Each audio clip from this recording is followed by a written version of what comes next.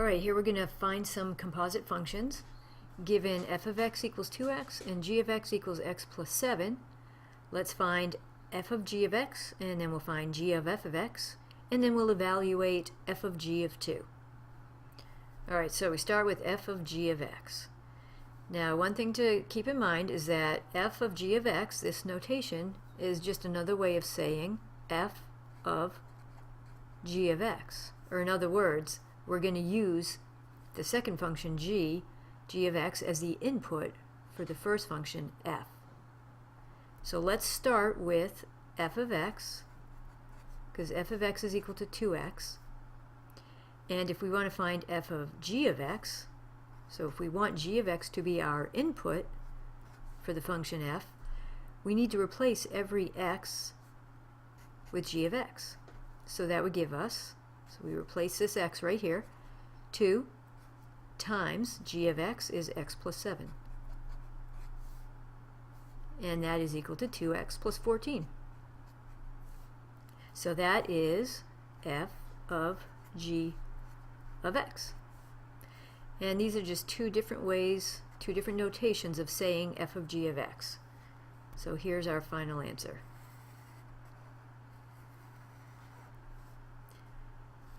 And now for part B, we want to find g of f of x. And we're going to use the same process, but now we just have switched which function is being used as the input of the other one. So g of f of x means g of f of x. In this case, we're using f as the input for g. So that means we're going to start with g. G of x is equal to x plus 7. And for its input, instead of just an x, we're going to use f of x. So g of f of x is equal to, everywhere you see an x, replace it with the function f of x. F of x is 2x. And just bring down the plus 7.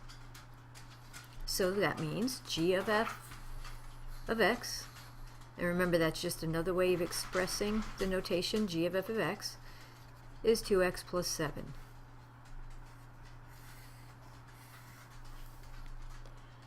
And for part C, we want to evaluate f of g of 2. So let's see what that looks like. And that's the same as saying f of g of 2. Alright, so we can look at it a couple ways.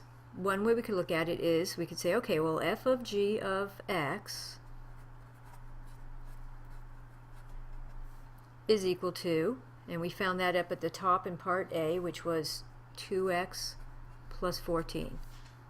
So if we want f of g of 2, we can replace the x by 2. So 2 times 2 plus 14, which is 4 plus 14, or 18. So that's one way we could arrive at the answer. The other way we could arrive at the answer is to think of it this way instead, f of g of 2. So we're going to use 2 as the input for g. So first let's see what g of 2 equals. If g of x is equal to x plus 7, then g of 2 is 2 plus 7, or 9.